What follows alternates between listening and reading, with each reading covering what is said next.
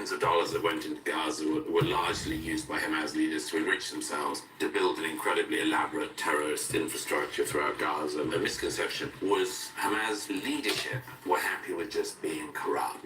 The terrible hand of Iran is behind Hamas and Hezbollah. Iran has absolutely no compunctions about sacrificing every single Palestinian to the cause. What possible response could Israel have except to roll over and submit? That's not an option.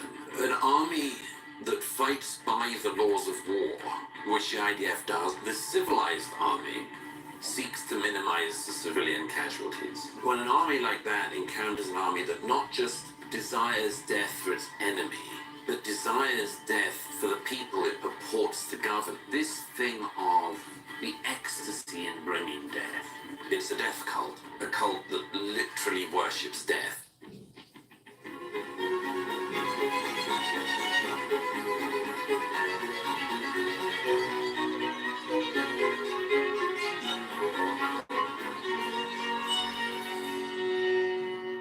Hey everybody, so I'm talking today to Douglas Murray, who just wrote this book on democracies and death cults, Israel and the future of civilization. That's this. We basically walk through the book chapter by chapter. It's a relatively short book, although it doesn't lack in intensity. What happened October 7th when Hamas invaded Israel?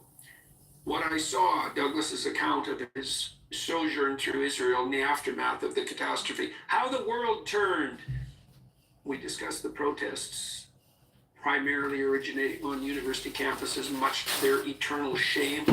The disconnect, the fact that the propaganda exercise and what would you say, the zeitgeist of the West was such so that Israel was demonized almost immediately after the attack for daring to defend itself. Mm-hmm. And then Douglas's conclusion, from defeat into victory.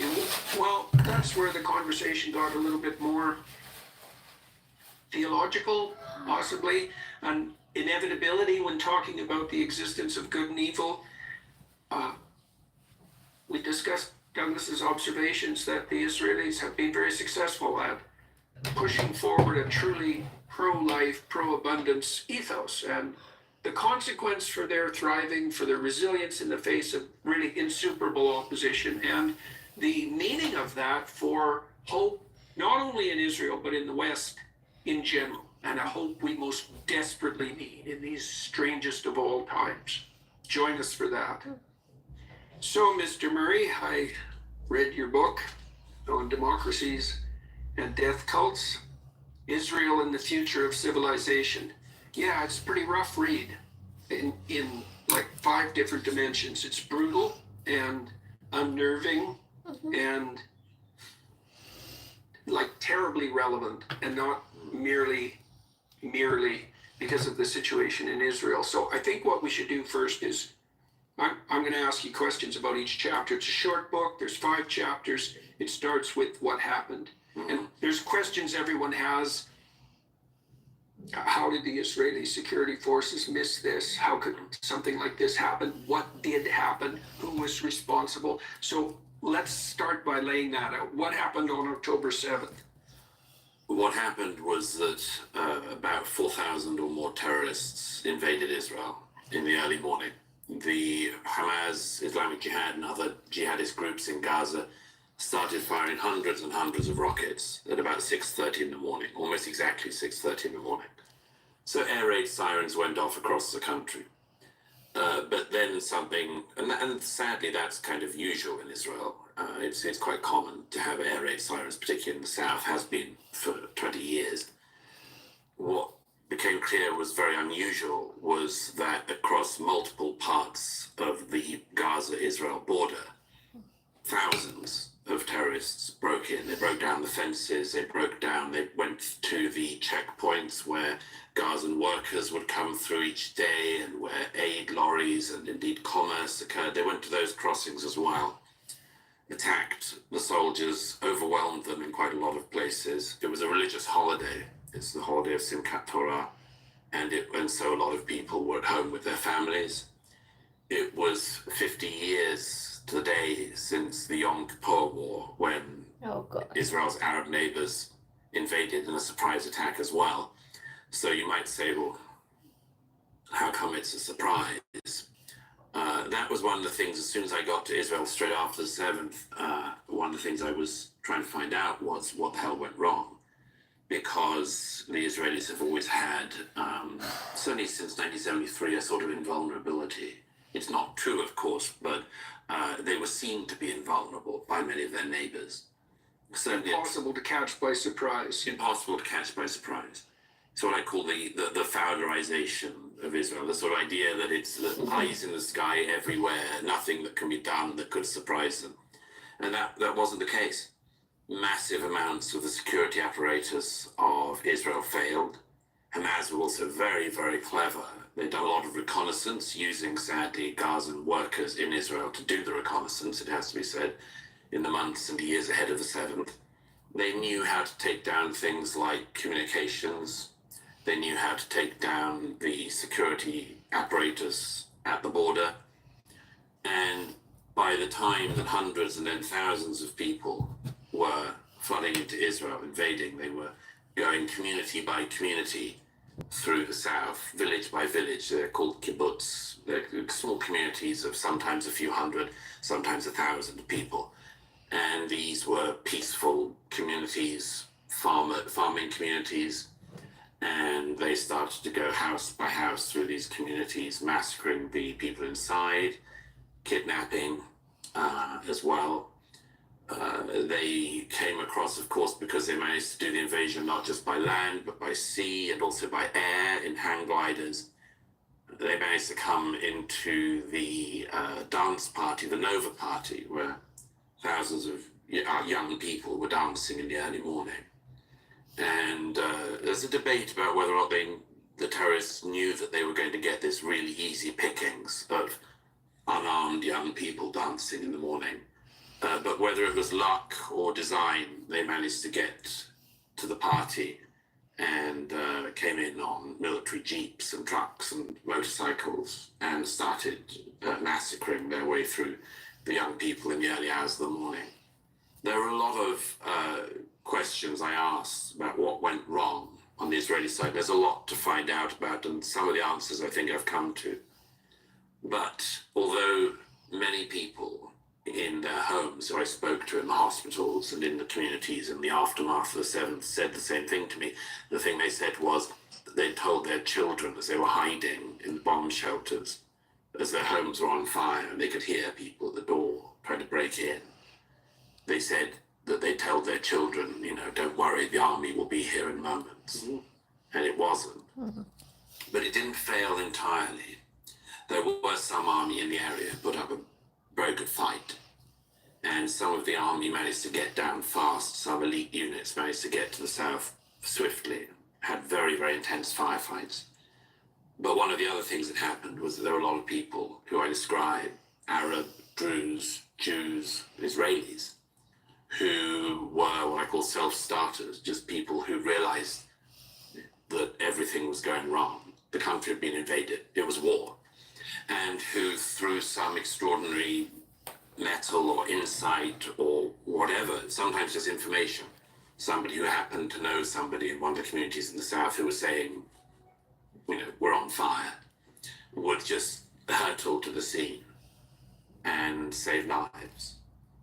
And that's why I say that the morning of 7th was the story of catastrophic evil from Hamas and Islamic Jihad, and indeed the Gazan civilians who came in to join in the raping and the stealing and the kidnapping. By the end of the day, 1,200 Israelis were dead, many, many more injured, and 250 taken hostage into Gaza. By proportion of population, if people were to extrapolate that out to America, it would be about 44,000 Americans killed in one day. Well, the hostage situation is also... And 10,000 Americans taken hostage. Right. That's by proportion of population, if you extrapolate it out. It'd be 10,000 Americans being dragged out of their homes and taken into enemy territory by terrorists.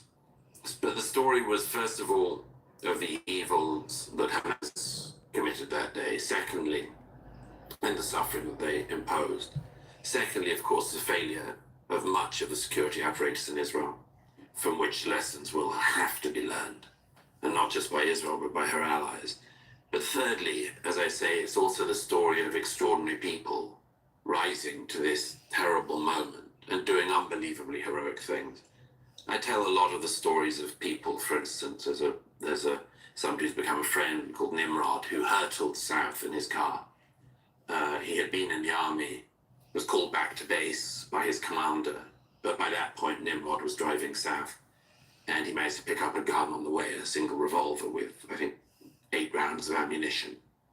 Went through every military checkpoint, and just he said he didn't see a live Israeli till the early afternoon, but when he did, he fought and killed many terrorists.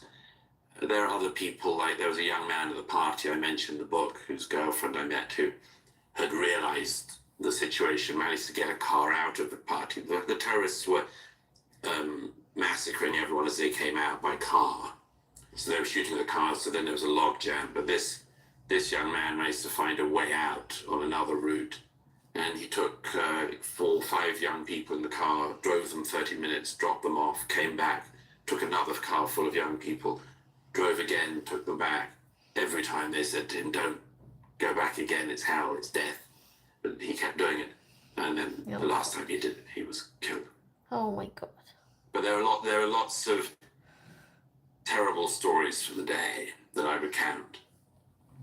But as I say, it also seems to me to be important to credit the people who survived and who didn't, who showed unbelievable heroism. It didn't really surprise me, I suppose, that there were security lapses. I mean, if you're dealing with an enemy that's absolutely committed, the probability that over some long span of time they're going to find a way through your defenses, how is that not 100% if everything isn't locked down and there's any semblance of freedom whatsoever? Yeah. So the explanation you offered about the mythical status of Israeli invulnerability seems to me to be the most effective explanation. That, and one other thing, which was what was known as the conception, which I spoke about with military and other political leaders. It's a very interesting thing, this. The conception was effectively, it was obviously a terrible mistake, but was a belief in some of the security infrastructure in Israel, that Hamas were effectively like so many terrorist and radical movements throughout history, that they had been misgoverning the Gaza effectively since Israel withdrew in 2005, but they'd stolen billions of dollars of international aid. Yeah. All the leaders of Hamas were billionaires, thanks to the Canadian, American, European, British for us, taxpayers. seriously. Well done for us. Yeah, that's for sure. Really quite something. Taxpayer funds. The billions of dollars that went into Gaza were largely used by Hamas leaders to enrich themselves, to build an incredibly elaborate terrorist infrastructure throughout Gaza, miles and miles of underground tunnels, very, very elaborate systems, some effectively crawl spaces, others large enough to drive military vehicles from one end of Gaza to the other. And they built that whole infrastructure over the 18 years or so that they governed Gaza. And that was the other way in which they used their money. But the conception, which turned out to be a misconception, was that part of the security apparatus in Israel believed that Hamas leadership were happy with just being corrupt. They were living in luxury, penthouses. Corrupt was sufficient malevolence. Rather like the Soviet Union and by the 80s, the leaders didn't believe it anymore. They just wanted to drink and have whatever they could in the time they had. Right. And hedonistic materialism trumps fanatical malevolence. And of course, that's quite the theory. Yeah, and many times in history that has turned out to be true. A lot of revolutionary movements have done that, but this turned out to be completely wrong in the case of the Hamas leadership. They wanted to enrich themselves, and they wanted to do what they said they were going to do, which was to annihilate the Jews. And if you look... Why not have both? They managed to try to have both. But if you look at, for instance, one of the central figures of the book, Sinwar, Yahya Sinwar, one of the leaders of Hamas who'd been in an Israeli jail until 2011 for killing Palestinians with his own hands, literally throttling them with his own hands and with a kafir. He's the one who had such a remarkable obituary in the New York Times, if I remember correctly. One of many. Yahya Sinwar was a true psychopath. And I'd known about him for years. A lot of people who studied the region had. He was a what would be called a true believer. After he'd been released in a prisoner exchange for one Israeli soldier who they'd kidnapped in the late 2000s, after Sinwar was exchanged, and by the way, having had his life saved by an Israeli doctor in prison, Sinwar went back to Gaza, seized back control of Hamas, said repeatedly in public statements that he wanted Hamas to go into Israel and tear the hearts out of the bodies of the Jews. Jesus. On the 7th, he took his best shot at it, and it turned out that what Sinwar said he wanted to do, he did. There is nothing you'll do in life that's more challenging, difficult, and rewarding than being a parent. The heck out of his Or a daughter. substance but and drift away. Discuss you're the same minimal at the moment. Certainly doesn't. He did. It's very common for people who are extremely malevolent to tell you exactly what they're going to do and then do it. Yes. Far more common than people think. And the fact that people are blind to that reality is points to something that we'll have to discuss in more detail. This insistence by naive people in the West that no such thing as malevolence exists, right? All perpetrators are victims until proven otherwise. Victims we haven't understood yet, or they may have had a bad childhood. Well, no doubt they did, but there's plenty of people who've had bad childhoods who don't turn into malevolent psychopaths. Most That's my people. observation. Yes, it's definitely the case. Most Let's delve a people. little bit deeper into what happened. I want to lay some propositions before you. When October 7th made its presence known,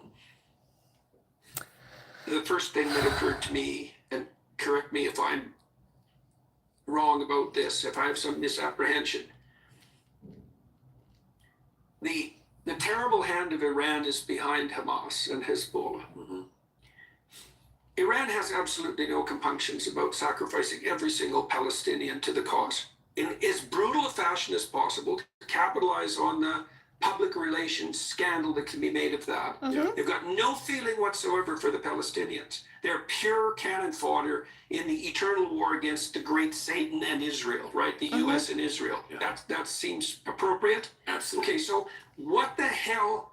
I went to Oxford, and the first bloody thing that those half-wits asked me when I was on stage was if I was happy about this tweet I made on October 8th, which was, "Give them hell, Netanyahu," which I paid quite the price for, let me tell you. And although not so much a price as many people have paid, put it that way. And so what's Israel to do when they're faced with a disposable people, so to speak, that will be sacrificed at a moment's notice by their own leadership, by their own corrupt philosophy, and by the mullahs of Iran? What possible response could Israel have except to roll over and submit? Well, a lot of people would like them to do that, of course, but that's not an option. There's a famous story that Joe Biden tells. It's actually a good story for Joe Biden. Being Joe Biden, he's told it a lot. But he when he was a young senator, he once met Golda Meir, former Prime Minister of Israel, indeed the Prime Minister during '73. And she famously said to Joe Biden when she was showing him around, you forget, Senator Biden, we have a secret weapon. And Biden thought that Golda Meir was going to tell him about Israel's nuclear project. And he was all ears. And he said, "What's your secret weapon?" She said, "We have nowhere else to go." Oh, God. So anyone who thinks that rolling over is a possibility for Israel is simply somebody who wants them to be gone. What is clever about Hamas and its backers in Iran, the Iranian revolutionary government, is that they know exactly how to put Israel in an even more intolerable situation each time they attack. So, for instance, they know that if you kidnap Israelis, one of the absolutely central things of the fabric of Israeli society, as with most Western societies, is you don't allow your citizens to remain behind, just like you don't leave your soldiers behind. That if you fall behind enemy lines, if you are taken behind enemy lines, the state will do everything it can to get you back. And that has been a compact in Israel since the foundation in 48, and a really central thing.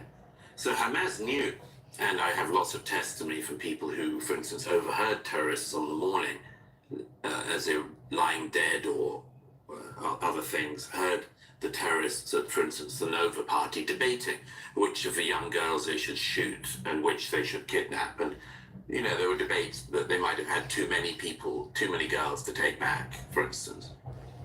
But Hamas did the kidnapping knowing that to have 250 Israelis in captivity is to have an unbelievable advantage over the Israelis, because they're going to have to come in. They're going to try to save them. They're going to try to rescue them. They'll exchange hundreds of terrorists They'll for single Israelis. As happened recently, an exchange of Palestinian prisoners in Israeli jails for committing acts of terrorism, preparing suicide vests, trying to carry out bombings, and much more, knife attacks. They will exchange sometimes hundreds of those Palestinians for, as happened the other week, the coffins of 2 Jewish babies. Oh, God. So, Well, one of the things that's striking about your book is your continued explication of the Hamas and Hezbollah terrorists, psychopaths, their willingness to exploit every element of human decency to wage the most destructive possible of wars, Yes. right? And so the tunnels, let's go into that for a minute. So Gaza is 11 by 11 miles, approximately 140 square miles, 350 miles of tunnels, right? Longer than the London Underground, which is Jesus. a stunning yes. fact. Longer than the London Underground, and as I joked to the British military friend, rather better run. 6,000 entrances, many of them in the bedrooms of children. Almost always where the tunnel entrances come up, they come up in children's bedrooms, in houses throughout Gaza. They come up inside mosques, well, they come up inside hospitals. Even in 2014, the BBC acknowledged that the Hamas leadership were coming up from tunnels underneath the Shifa hospital, which is one of their command headquarters. By the way, all of that is, for anyone who cares about this, completely against every law of war.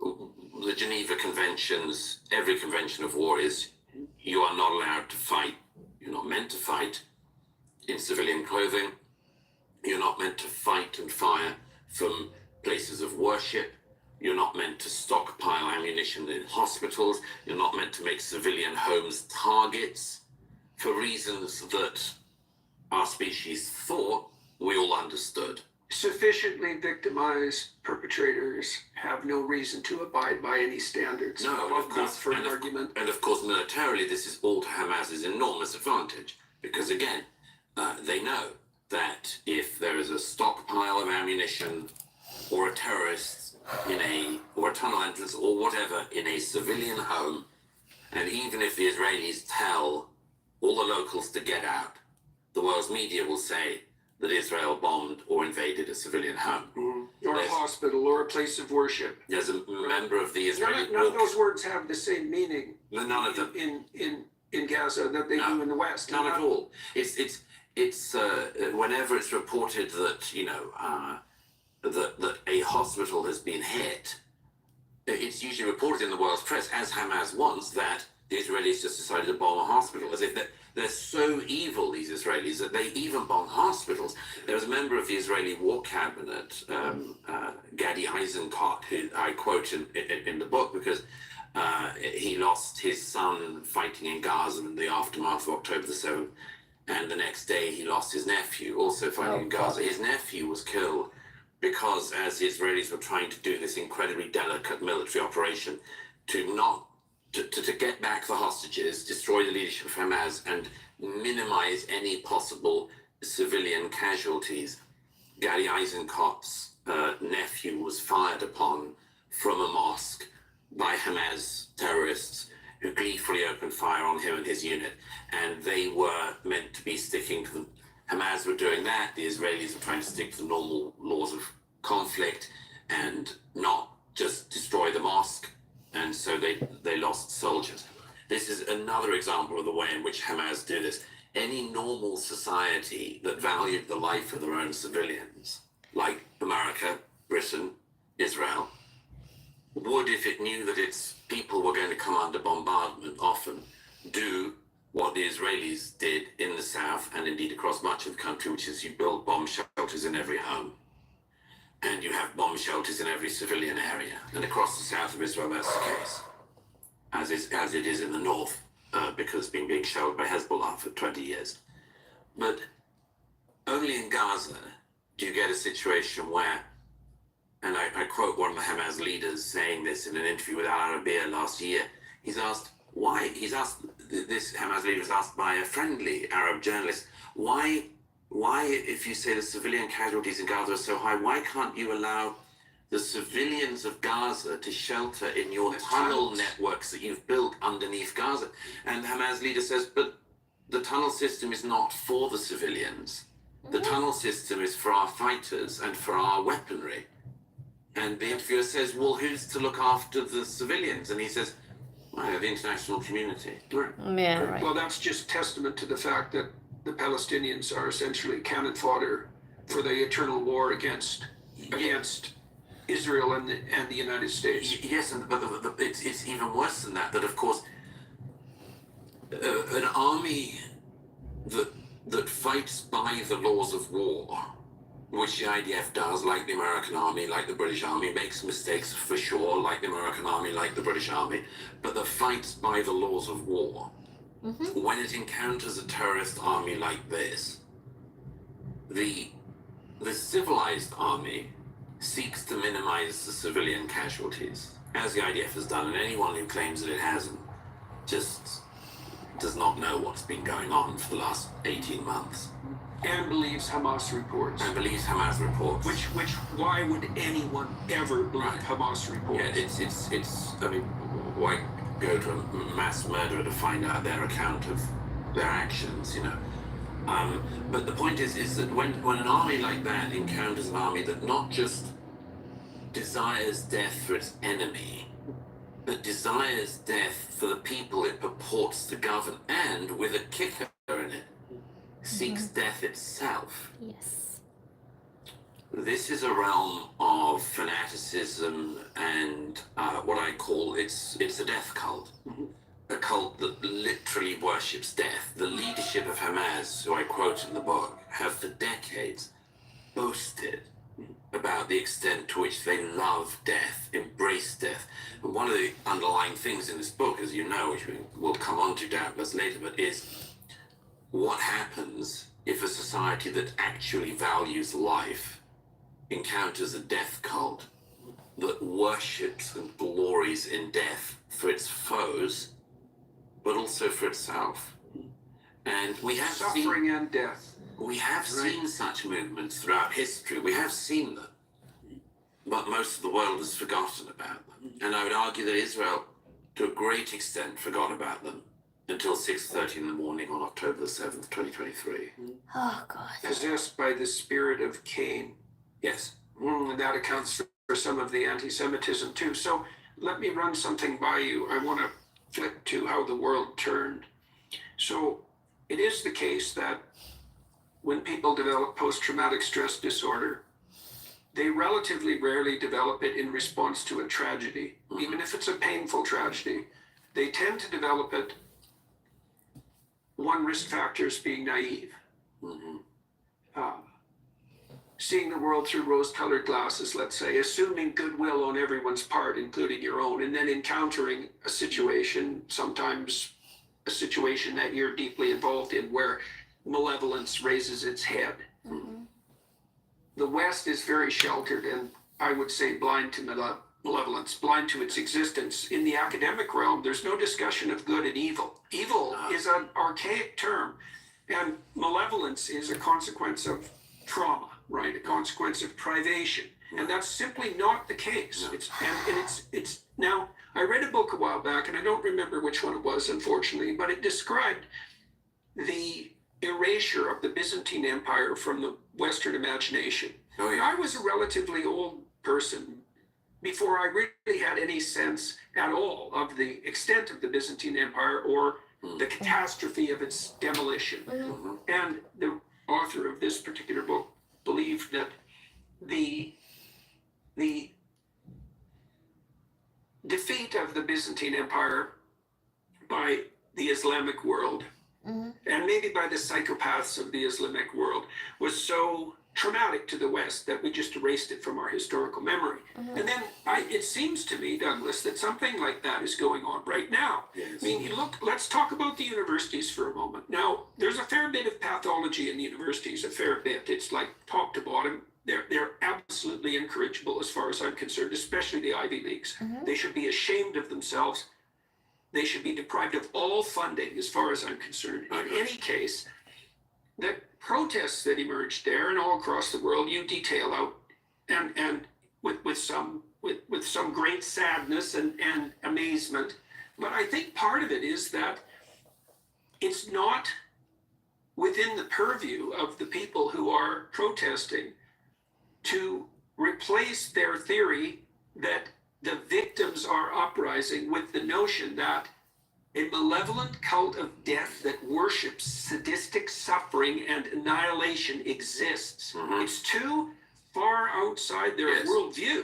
Now, there's more to it than that, because Iran is, you saw that the Ayatollah, this is the most amazing thing. The Ayatollah himself congratulated the American universities, or the universities of the UK for that matter, too. He congratulated the Western students for joining the anti-colonial struggle.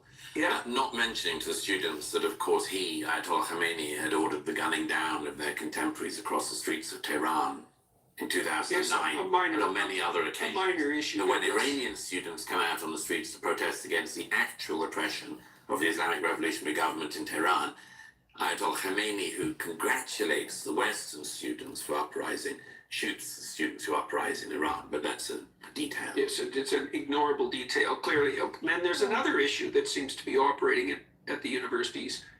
A disproportionate number of the protesters, the protester puppets, you might say, are young women, right? And so there's something to that too, because it's in the nature of young women, I would say, to adopt the mien of sympathy towards victimization and fail to see the predators lurking underneath the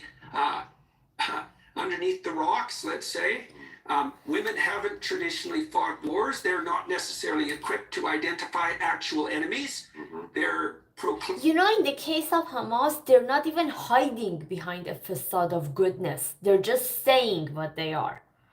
proclivity is sympathy, and that's exacerbated in the case of naivety. And there's a great intermixture of pride in that too. In the female sympathy can, what would you say, overcome the pathology of victimization. That's Eve, as far as I'm concerned, clutching the serpent to her breast. And the universities have become feminized to a great degree. And then there's this incredibly deep, and people overall, I think, in the West have no idea how pathological the universities have become. The social sciences, the humanities run on an oppressor-victim narrative, and everything is seen through that light. And you can learn the tenets of the oppressor-victimizer narrative in 5 minutes, and then you can explain the world. Yeah, absolutely. And by the way, there's a very healthy dose of narcissism thrown into the whole thing, which is that to the extent that any students at American universities get taught anything about the Middle East, they will be taught Edward Said's claim of Orientalism, which of course is a claim that is, by Said's own admission, spilled way beyond even the claims that he made in his book. Said's insight, if you can call it that, was that when Westerners approached the Arab and Muslim world, they did so through the eyes of Westerners. which is an observation so banal that only the Academy could extrapolate out a whole course from it. I mean, what lies with... Especially without giving some due credit to the fact of westernized. Well, the people like, I mean, when Napoleon goes to Egypt, one of the things he does is to order a massive catalogue of all of the riches and treasures of ancient Egypt, a catalogue which Egypt itself had not produced to that point. And one of the people who Napoleon gets on to do this, and who founds the Cairo Museum, by the way, ends up also being one of the people who breaks the code of the Rosetta Stone, giving the lost languages back to the region. But anyway, people don't need to know any of that. Another detail. Just another detail. Why do you need to know that when you can say, this is what sounds really Westernized who defined ancient artifacts as treasures to begin with. Right. Then it becomes self-evident. Right. But just consider the enormously advantageous aspect of narcissism to this mix, because the narcissistic thing that Said helped to give American and other Western students was nothing in the world happens unless you in the West make it happen. You make it so. The Palestinians, like all the Arabs, the Muslim world, the developing world as a whole, does nothing of its own volition. It can't even make mistakes on its own dime. It's you that made them do it. What did we in America do to cause this? Is the lens, the only lens through which an American student will be taught to look at the world. Why is this happening in China? What did we do to China? Will be the way, but everything is interpreted. So this is just not fit for purpose for understanding the world, but it's hugely narcissistic because, among other things, I mean, and you can see this in the spilling out of protests across American and other Western campuses. One of the things I say at one point in the book is, what level of delusion and narcissistic delusion do you have to be in to think that you, at the University of Columbia, or Berkeley, or Yale, or Princeton, or Oxford, can dictate war policy 2 continents away? Who was waiting for your opinion exactly? It's an extension. In counter-terrorism strategy in densely built-up urban areas. When you say that your university is central to the funding of Israel's war, what do you mean? What do you mean? Well, you at your campus is at the center of the war? Really? Really? You're at the center of world events? By sitting in the middle of your quadrangle in a tent? What if I told you there's a tiny nutrient missing from your body that could potentially change everything about how you feel? Well, if you've ever wondered what nutrition for cells and a healthier you. Let me put a twist on that and tell me what you think. So it seems to me that the Pride story is slightly, perhaps, more complicated than the tale that you laid out. So there's this initial presumption of Western centrality, let's say, that you pointed to. But see, one of the things I saw at the University of Toronto shortly before it became impossible for me to work there was this insistence by my colleagues that there was no moral pathway, no more productive and moral pathway that a student could be invited to take than the pathway of protest. Yes. Right. Okay. So now see, it's not only that the students are characterized by this overweening certainty in Western, what would you say? Dominance and malevolence.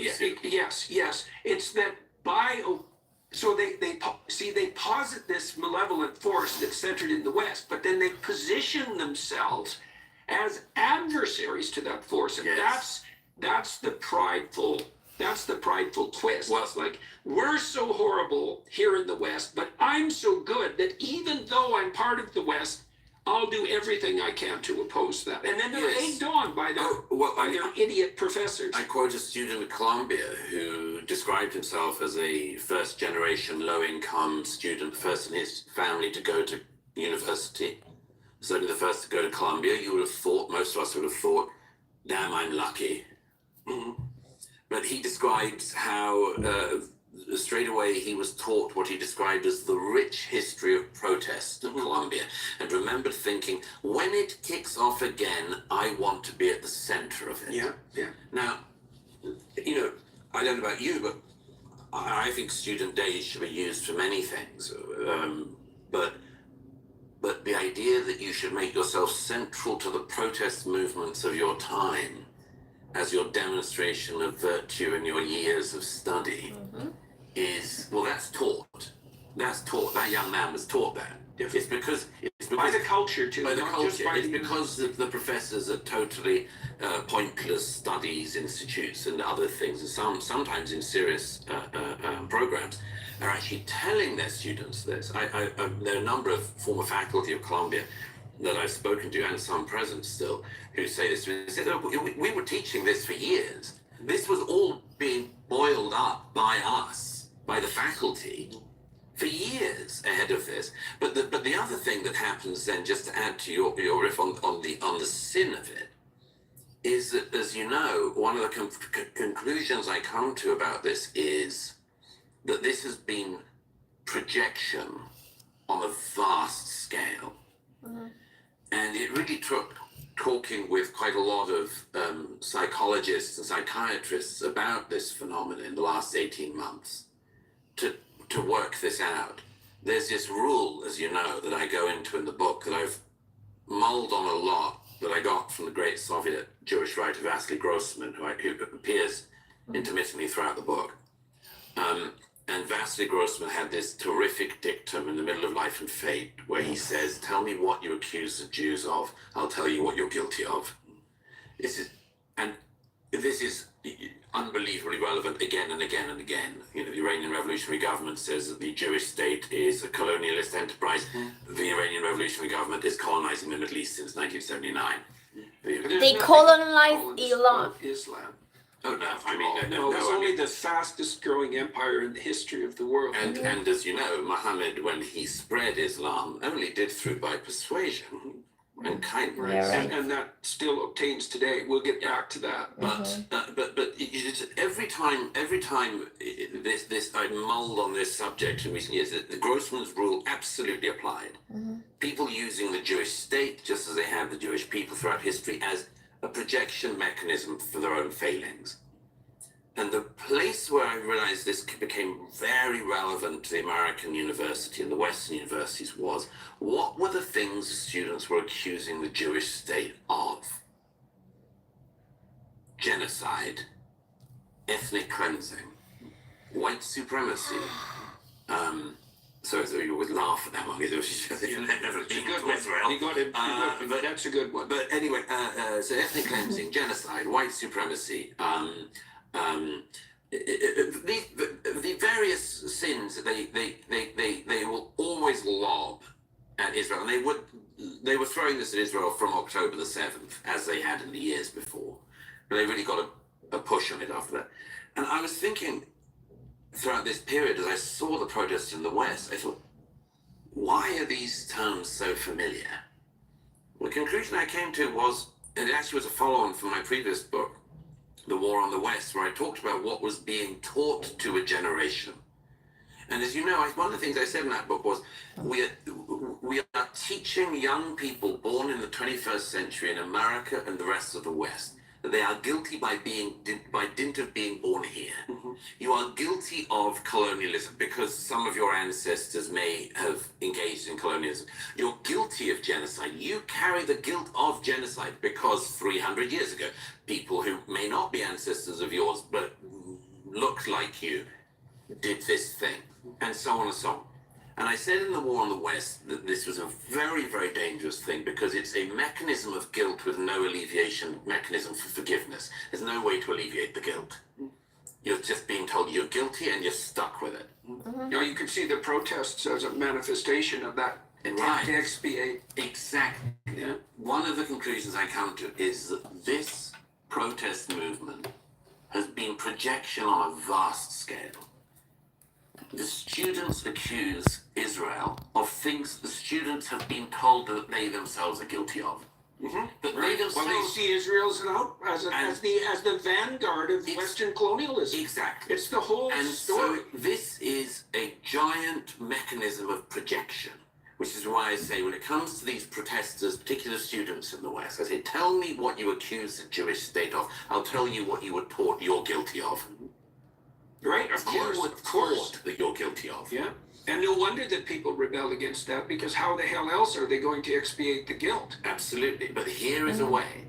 Yeah. And with the added thing that the Iranian proxies across the West, the Qatari money that has flooded through Western universities, not least American universities, propagandists, the organized movements. It's not an accident that the same movement crops up everywhere with exactly the same slogans. But is it generic that students at Princeton again the other week are chanting "Glory to our martyrs"? This is totally imported. Propaganda just placed over them, and these dolts repeat and repeat and repeat. But all of this has been done so expertly because it plays to the psychological weakness that exists in so many people in the West who have been taught their guilt, have been taught culpability with no means of getting rid of it. But here you have a Culpability with no virtue. That's one of the most striking examples of that, I believe, is, I was probably 40 bloody years old before I knew who Wilberforce was. Right. To my eternal shame, it's all part and parcel of the message that the Western colonial powers were responsible for slavery, when the truth of the matter is that the Great Britain in particular, waged war for 175 years on the high seas to eradicate slavery for the first time in history? We not only the British, not only eradicated it in the British Empire, but eradicated it on all the high seas. Right. And lost thousands of sailors throughout the 19th century. And every British household paid far more in household goods throughout the 19th century because we weren't trading with slave traders. Right. Compare that, by the way, to the fact that There's the reparations. At the same time, the Islamic world was gloriously still slaving away, and much of the Islamic world still does, by the way, across Africa and the Middle East. It's still doing slaving. So Unrepentantly and with no apology whatsoever. but positively beaming that at the same time they can teach people in the West that Westerners born in the 21st century are guilty of 18th century slaving. So this is an extraordinarily dangerous moment, it seems to me, because the ground that you and I and others have identified for many years of deracination of populations, demoralization of populations, stripping away of all legitimate heroes, or ignorance of them, whether it's Wilberforce or Churchill or anyone else, the stripping away of the heroes, stripping away of the national story in country after country across the West leaves this vacuum. Canada leading the pack, perhaps. Canada, perhaps the world leader. Australia, New Zealand, they're doing very, very They well. are. They are. But into this vacuum, something was always going to step. And there is no reason why American or other Western universities or streets, because it's not just at higher education institutions, it's, Union Station in New York shut down again the other week by hundreds of people chanting for Intifada. Yeah. Intifada terrorism in the center of New York.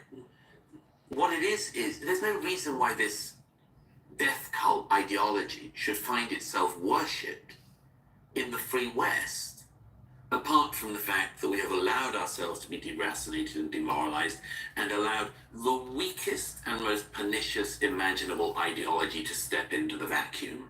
Yes, an assortment of weak and appalling ideologies, most particularly the idea that the world can be explained in consequence of the oppressor victim narrative. Yes, oppressor oppressed, colonizer colonized.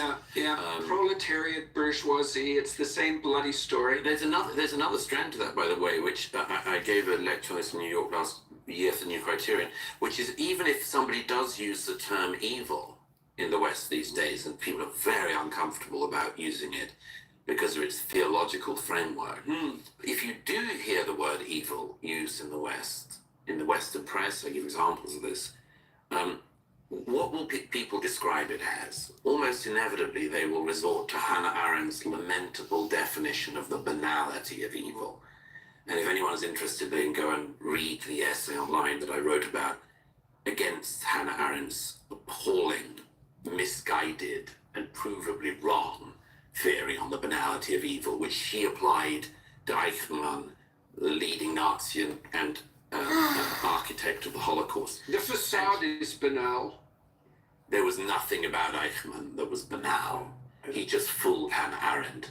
But she through her half-baked theory, that's the last bit of the use of evil I noticed in the public realm. Something will happen, like, for instance, when drummer Lee Rigby was beheaded in broad daylight on the streets of London in 2013. The next day, a columnist at the Telegraph, a conservative newspaper in the UK, described the act as banal. The Guardian That means it didn't happen. said it was a sort of, yes, exactly. It's hard to see decapitation as banal unless you just have no other word to use in the environment of evil.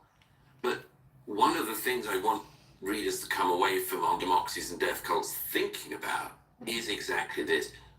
Maybe there is such a force in the world. Maybe evil really does descend. Maybe it actually exists. So when did you decide, when did you come to that conclusion? Like what, and then is that a theological conclusion? I mean, when you start talking about the landscape of good and evil, you're perilously close to the religious world, or you're in it. Yeah, You know, when I dealt with absolutely. my clinical clients that were severely hurt by malevolent actors, the language became religious because there was no other way Yes. of discussing it. Yes. And that had nothing to do with my machinations. Mhm. There was no language they could use to describe what happened to them Yes. that wasn't profound enough to touch on the religious, because the depth of horror was so great that Yes. no other language sufficed. Well, I would say one, this, and you know this well from your work on the Bible, that one of the things I suppose that would stand out as a definition of evil is doing it knowingly and gleefully and glorying in it. And that's one of the things. There's a level underneath that. It's doing it knowingly and gleefully to spite God. Right. You don't understand evil. I don't think you understand evil if you don't understand it as the ultimate in rebellion against the fact of existence itself, the spirit of existence. Well, hence death Yes. cult. Well, that's, but then the layer underneath that is where death is offered up as a form of worship. Now, this is something the Western mind finds incredibly hard to understand within the death cults within Islam.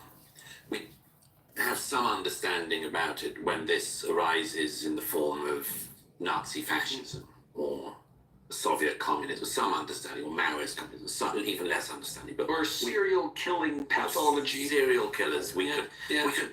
I think we still might be able to identify Jeffrey Dahmer, or the Yorkshire Ripper as Worshippers of death Worshippers. and suffering, right? Sadism taken to its But extreme. imagine that with a theological framework around it, such as the kind that jihadists have. This is why, when you ask why I sort of was mulling on this, it was because of something I couldn't get out of my head from the 7th onwards, which was that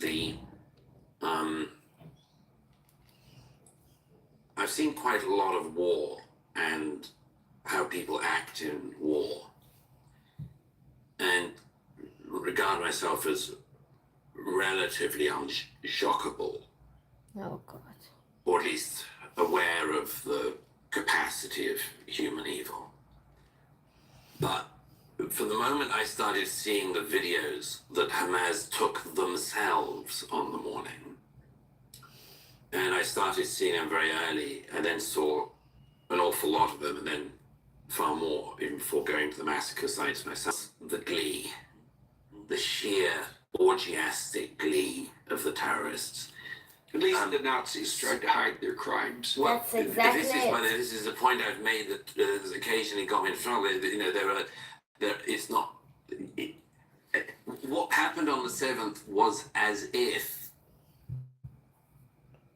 for some hours in Treblinka, the Nazis had live streamed to the world what they were doing, and were proud of it and wanted everyone to know. And then the universities celebrated it. I quote a late friend of mine early in the book, as you know, who fled Nazi Germany, Nazi Austria in 1938. And he said towards the end of his life to me and to a historian friend, he said that he had spent his last years thinking, actually, maybe there was a level of anti-Semitism even worse than the family to Nazism, to be able to, in a way, make that point. But the thing, we don't need to get into the competition of, as it were, which is how people see it, but Yeah, no. it doesn't diminish anything. But this thing of the ecstasy in death, Oh God. the ecstasy in bringing death. I quote the young man who phones back to his family in Gaza on the cell phone and says, Father, I've killed 10 Jews with my own hands, I've killed 10 Jews. Get mother on the phone. Turn on to WhatsApp video. I can show you. The endless cries of Allahu Akbar, which, as I said shortly after, so was not something I wanted to hear chanted on our streets much more, knowing this isn't simply an offering of prayer like the Lord's Prayer. And if Christians had in recent memory been massacring people whilst screaming the Lord's Prayer in ecstasy, I think that Christians would have the decency to pipe down a bit about shouting it in public squares en masse. But the cry of Allahu Akbar that we're forever told is simply like, it's just a prayer. And like saying the Sikh Heil in America is just a quoting of German. The use of Allahu Akbar by the terrorists as they're removing a young man's head with a shovel, or raping girls and then killing them. Thinking ahead in most everything usually ends up saving you time and money.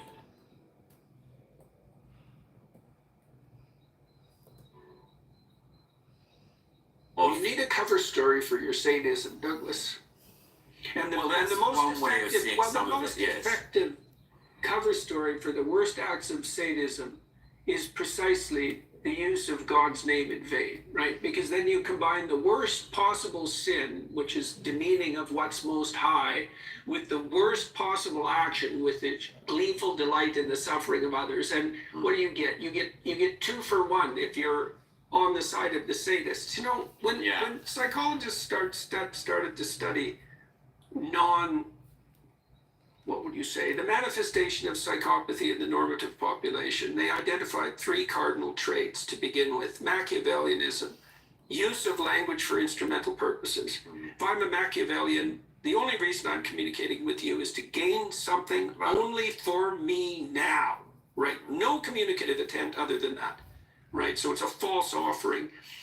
Psychopathy, so that's parasitical predation, right? And narcissism, the desire for unearned status. Okay, well, that was the dark triad, but they had to add sadism to it because those 3 things in combination appear to inevitably lead to sadism, which is exactly that gleeful delight. And then once you've compiled those 4 demonic traits within you, once you've turned yourself over to that spirit, why wouldn't you claim that you're doing it in the name of what's highest? How the hell else would you live with yourself? How would you not stop your soul from shredding? Well, and it is part of that satanic delight to take what's highest and to subvert it most entirely. Yeah.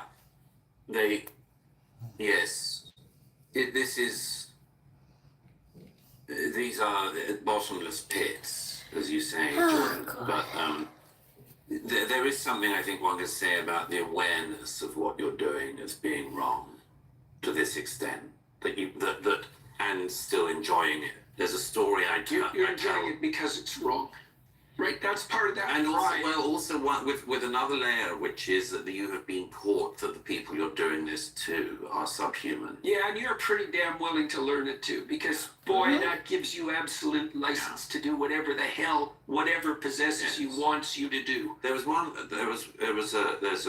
rather heavy. I'll do it quickly, but rather heavy day when I went in to see the Hamas terrorists that had been captured alive, and one of them I recognized, and that was a moment where I really did think again about the nature of evil. And yes, it's hard not to think of it in a theological context in this. There was a family who on the 7th were in their home in a small community in the south, and the oldest boy was a teenager, had already gone to the beach with friends, and the landing craft of Hamas came in and they killed him and his friends. And then they went to the community, and the father of the family was there in the house and ran into the bomb shelter with his 2 teenage sons. I think the boys were 10 and 12 or thereabouts.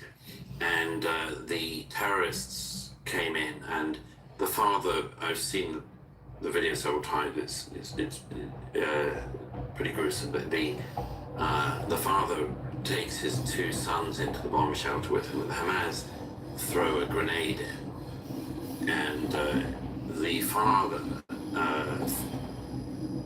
threw himself onto the grenade to save his sons, and they come out of the shelter staggering, and both in their underwear, and one of them, his eye had been blown out of his socket, and the other one had lost his hearing. His ear was off, and they come into the main room of the house, and again, it's all on video, and they're both completely disorientated. Of course, one of them is saying, "Where's father?" and the other one is saying, "Didn't you see him?" And then the terrorist who killed their father walks into the room with a Kalashnikov and just looks at the boys, goes to the fridge, opens the fridge and gets out a Diet Coke and starts drinking it in front of them. And God. also later asks where their mother That's how you demonstrate that the suffering is irrelevant. Right. With that casual consumerist gesture. Yes. Right. And that, what would you say? That perversion of hospitality. Yeah. Yeah. So inevitably, yes, you get to the question of how does so many people get taught this or encouraged into this?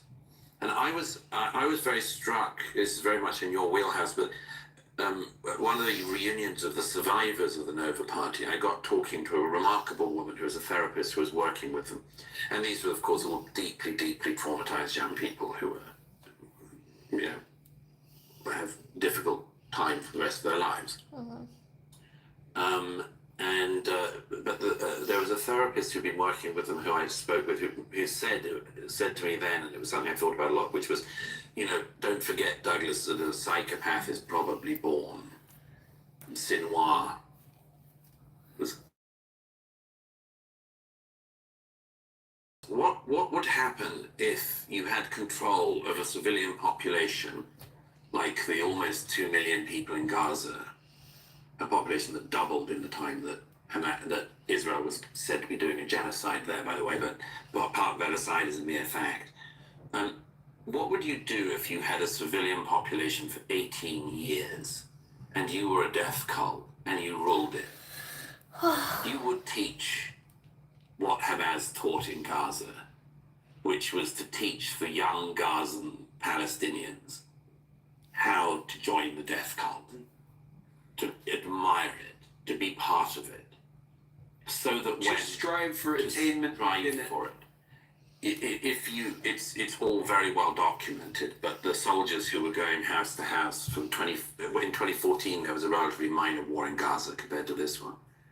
And there are many soldiers I spoke to who were involved in the relatively minor conflict in 2014 who were also in Gaza since October 2023. They all said that they noticed when they did house-to-house clearing, going through, trying to find hostages, trying to find weapons, trying to find tunnel entrances, and trying to find the architects of the massacre. They all said the same thing, which was that in 10 years, there was a marked radicalization in the books, in the households, in the learning materials, in everything from, and it's not satire, math textbooks of, if you kill 2 Jews and kill another 2 Jews, how many dead Jews do you have? This is the way you learn arithmetic in Gaza under Hamas. This is something that many of us noticed and had warned about for years, but the fruit of this education system, the fruit of this indoctrination was October the 7th. And look at it, it was a catastrophe for the Israelis, and it's turned out to be an utter disaster for the citizens of Gaza. There's an immaturity and self-centeredness about psychopathy that's probably intrinsic. So, and it does vary to some degree with temperament. Like, there are violent 2-year-olds.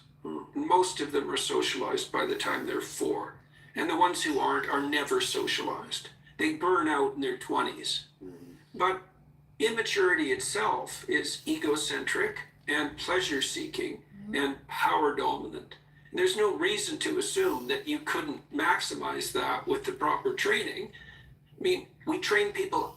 I know it's a rough realization if your soul is Rousseauian and you believe that there's nothing but good in the heart even of children. And Yeah, right. it's not that I have anything against children, and I think they're delightful, but before they're socialized, they're not social. Yes. And so it's not that hard to maintain not being social.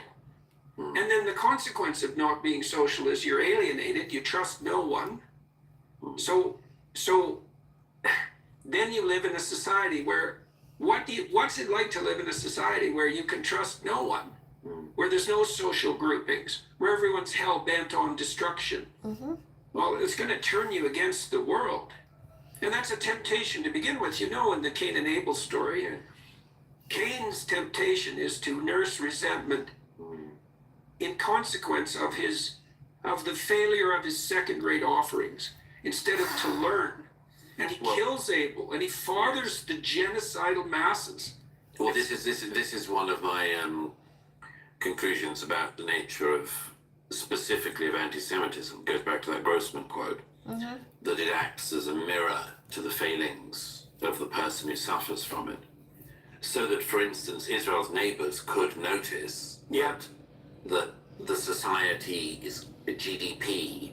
The Abraham Accord signatories deigned to notice that, and thank God for some small mercy. That this country is doing awfully well, considering the existential threat to it constantly from its neighbors since its creation, since literally the minute of its creation in 48. There's no land except desert. There's no water. There's no oil. Sea. There's no oil. It's one darn bit of the region where there's no oil, and yet they make a success of it. And if you look around the rest of the region, and Colonial enterprise, Douglas. I know. But you look around the rest of the region, if you were Israel's neighbors in Jordan or Egypt, or certainly, Gaza and Saudi, the Gulf, anywhere, it's a perfect subject for resentment. They're all victims of the colonial enterprise, right? They bear no responsibility for their own misery. There's endlessly someone to blame. That's convenient. That's very convenient. Very. And someone to hate. That's even better. And that's a great unifying thing among much more. And boy, the worst of your people can really delight in that. And you just have to let them loose and encourage them. But just think about how this has, how taking the wrong route, Cain and Abel like, has been such a disaster. Well, Cain's descendants are genocidal, and then comes the flood. Right. That's the progression of the story. Yeah. And it's causal. Yes. It goes from the failure of the individual, the willingness to turn to resentment and bitterness, and then murderous sadism, and then to be the father of the genocidal masses. That's one of the reasons why, as you know, I do get theological in this book eventually, because you can't not That's the problem with looking at evil. Yes, Yeah, that's yeah. right. It's really there's But it's two things really, Jordan. It's first is that, as you say, I think I agree that it's hard to contend with evil unless you have some kind of theological appreciation of it. But the second thing is, of course, that comes from that is that one of the things I think about in the book is, well, then what's the opposite of that? Yeah, right. Well, that's the next question that arises, right? Is that's exactly what would you say? The sequence of thoughts that occurred to me after I spent 20 years studying Auschwitz and the death camps and the Soviet Union and Maoist China. It's like, well, there's hell. There's some way out of that. There's some place that's not that. There's a place that's as far away from that as you could imagine. And there's a pathway to that. Yeah, well, the mythological landscape is the world of good and evil. No doubt about it. So let's turn to the end of your book. The two parts, the disconnect, we've covered that to some degree, from defeat into victory. So one of the things that struck me about your book, and I believe this to be the case, is that as Israel goes, so goes the West. Yes. The reason that we're all obsessed with that part of the world, when there's many wars we could be talking about, is because, what is it? That's where the tire hits the road. Yes. If Israel goes, Europe goes. Well, that's certainly always been my belief, and some people might say, well, how could a state that's not yet 80 years old be so central to the West? You know, it's not because it's just any other state. And it's not exactly 80 years old. No. And so if you realize, if you begin to contend with what it is the death cults are onto and what their supporters in the West might be onto, when they call for the destruction of Israel, they always do it as a precursor to the downfall of everyone else in the West. And they're Like Iran, for example. whether it's the Ayatollahs in Iran with the little Satan Israel, great Satan America, Britain, Canada, medium-sized Satans, whether or not it's the Iranian Revolutionary Government doing it for them. Protesters are right. Is Well, whether Israel it's- is the vanguard of the West. Well, here's the thing. You see, when the students at Columbia, when their group, as well as vandalizing their campus, chasing Jewish students across campus, assaulting janitors, and much more, all of course in the name of fighting for the oppressed, when they call in their statements for the complete destruction of Western civilization, they do mean it. The spirit It's that just that- possesses them means it. It's just that they recognize that a country of 9 million people in the Middle East, surrounded by countries that wouldn't mind its demise, is an easier thing to destroy than a country of 340 million people like the one we're sitting in. of the world, Right. You know, it's And- because the civilized so-called countries of the world are a tiny fraction of the countries of the world. Yes. And so Israel, in its existential condition, replicates the condition of the West in a microcosm. Yes.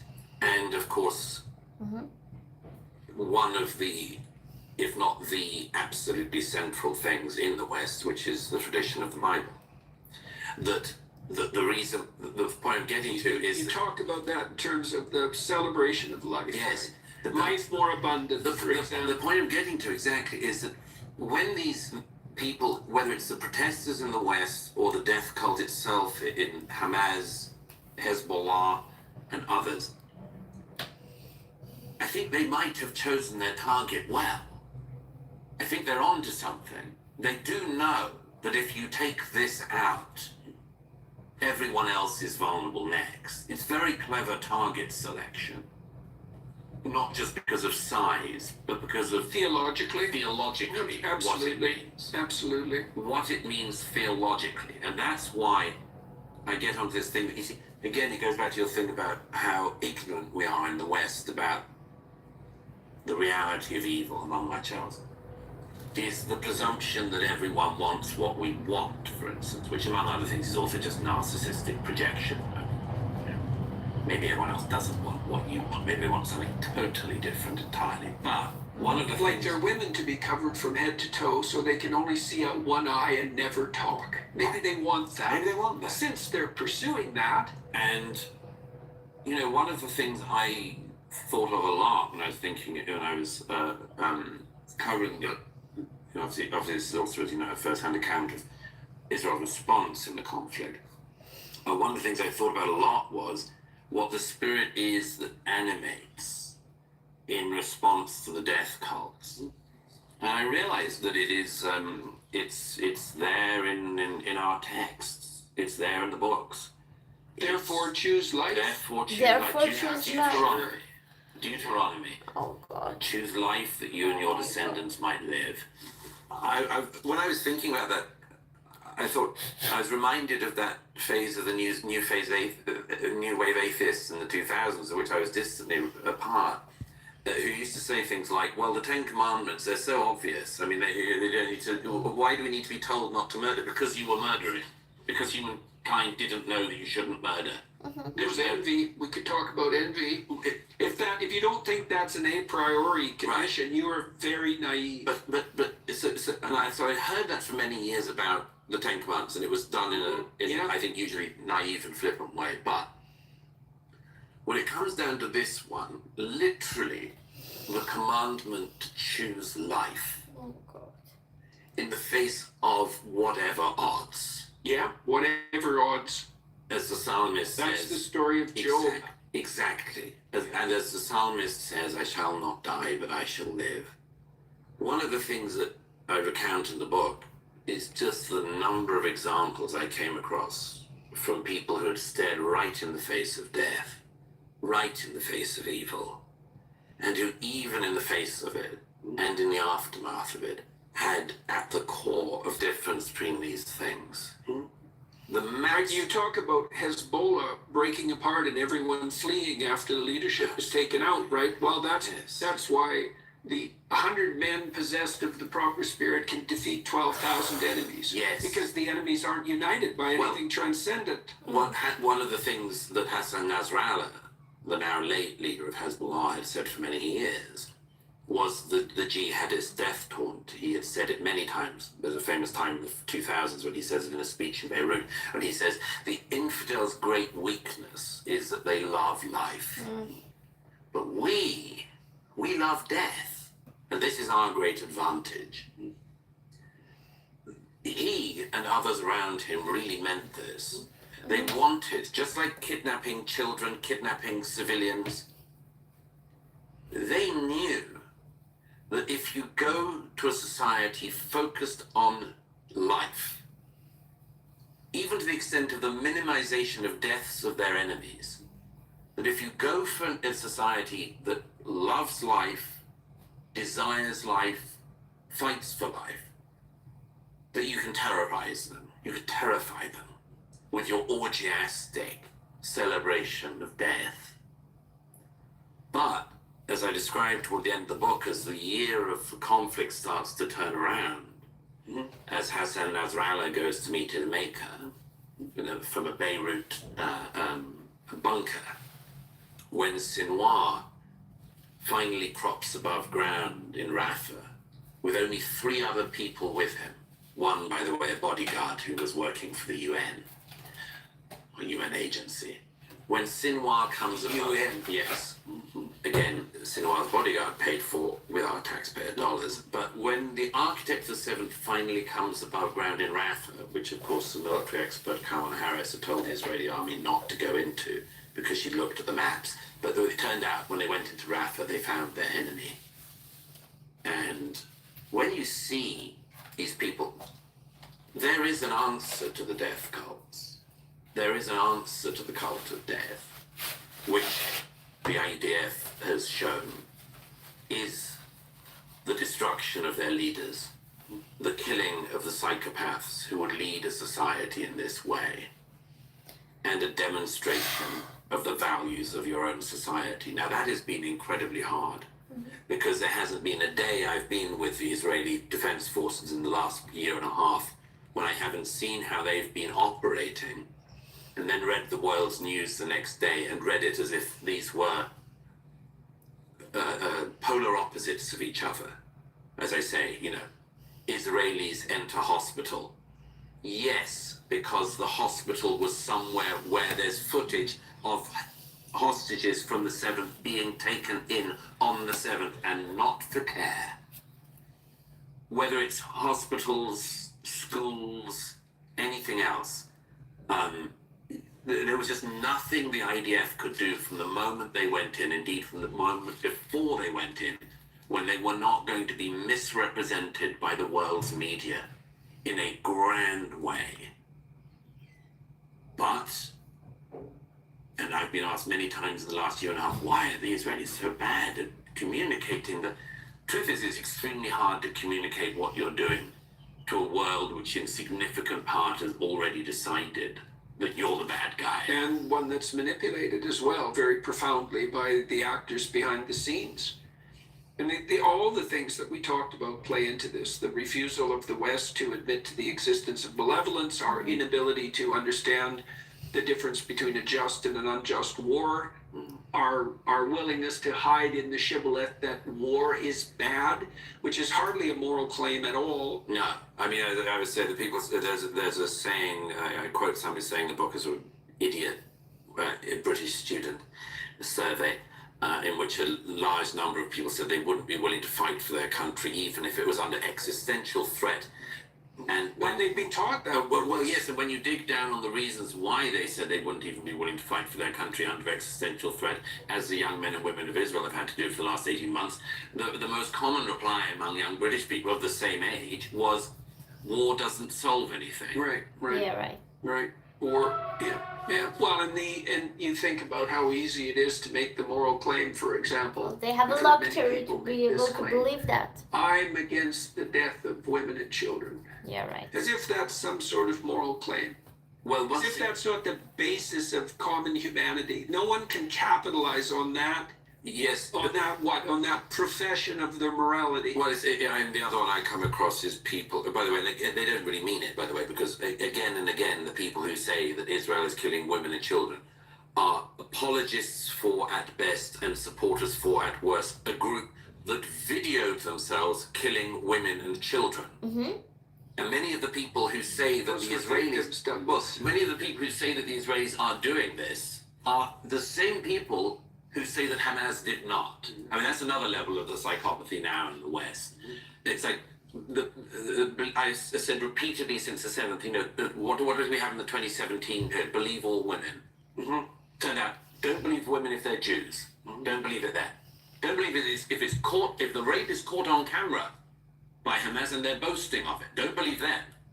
But then, a year down the road in the war in Gaza, these same people who deny that Hamas raped women on the 7th will say that Israeli soldiers are raping women in Gaza. Every single time it's some form of projection, Well, and that's that disassociation. last-ditch attempt to what would you say, to salvage the To excuse- oppressor-victim narrative. excuse That's the the excuse. core. That's the Yes. staff in the center of the belief system. But yes, I mean, to go back to the main point, yes, the main response that I hear is people who say things like, I don't like war. Now, your book ends, and we should wrap with this because we're coming near the end. Like, your book ends, I guess, on a quasi-theological note, right? It seems to me that the underlying conclusion that you drew, having admitted to the existence of evil, let's say, in a theological sense, at least technically, right? Because it's a language that expresses that landscape. It's at least that. Yes. And it is a pointer to the opposite, right? That's the Yes. thing. To say it again about contending with evil is once you admit to its existence, especially in its lowest forms, you're forced to grapple with the fact that the opposite exists. And then that points you towards heaven, so to speak. Now you structured your book so that your conclusion, which is actually somewhat optimistic, is that despite being faced down by a death cult that outnumbers them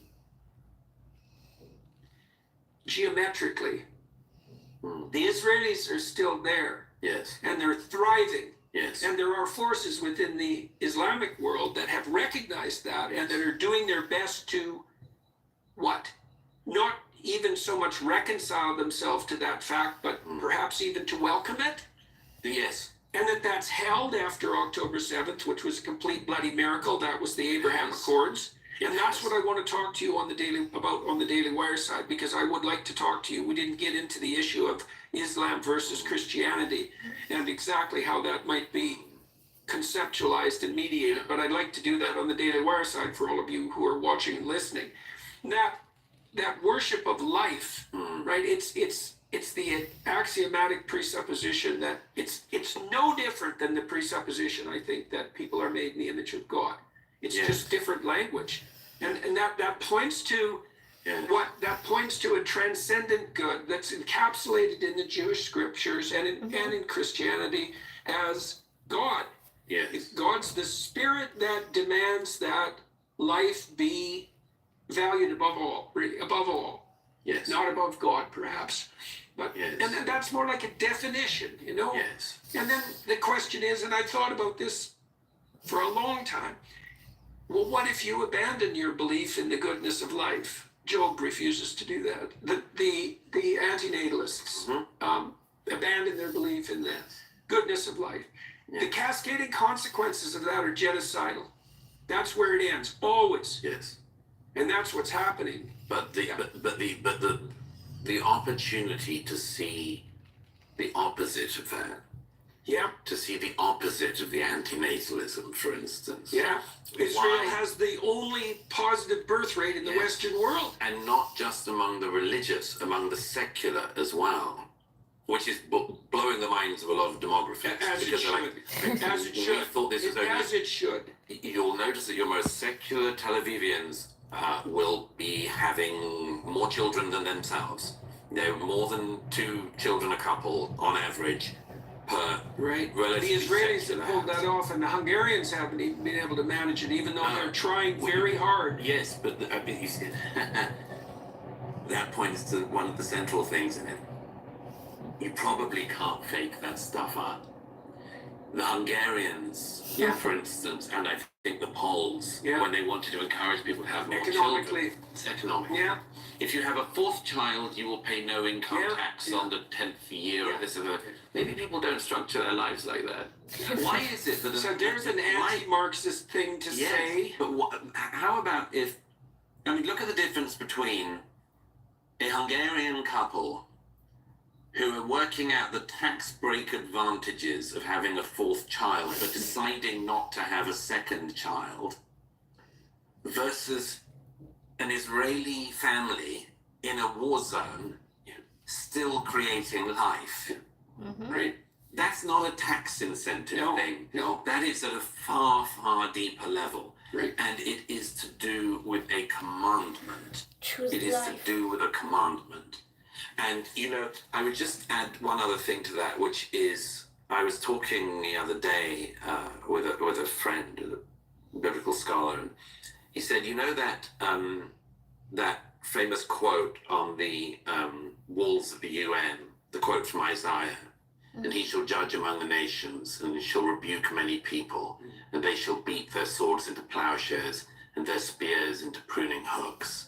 Nation shall not lift up sword against nation, neither shall they learn war anymore. Now that's a magnificent sentiment, of course, and who wouldn't want to follow it? But the thing that I just realized is, look at what comes before it. Let us go up to the mountain of the Lord, to the house of the God of Jacob, and he will teach us of his ways, and we will walk in his paths. For out of Zion shall go forth the law, and the word of the Lord from Jerusalem. Right. That's called a precondition, Douglas. You don't get the idea of war being no more, or peace breaking out among nations, unless the word goes out from Jerusalem. You can have one, but you can't have it without the other. That's right. Yeah. All right, sir. For Fucking those of you who are going to follow mic us over drop. to the Daily Wire side, I'm going to talk to Douglas with equal seriousness about the interplay between religious fundamentalism and psychopathy, with particular attention to the Islamic world. Why? Because there are signs of hope for a rapprochement between Christianity, Judaism, and Islam, mostly in the form of the Abraham Accords, perhaps in the actions of the United Arab Emirate, and perhaps the Saudis. Now, there are many things to untangle before that becomes a reality, and I would like to discuss some of those thorny issues with Douglas. If you want to join us on the Daily Wire side, that's where we're headed next. Thank you, Mr. Murray. Thank you. Yes, that was a hell of a read, and it's quite a remarkable thing to have managed, and I'm amazed you're still in one piece, both physically and psychologically. So, Thank you. yeah, you bet. And thank you to all of you for your time and attention, and to the Daily Wire for making this possible, the film crew there in Scottsdale for making arrangements to have this happen today. Bye-bye.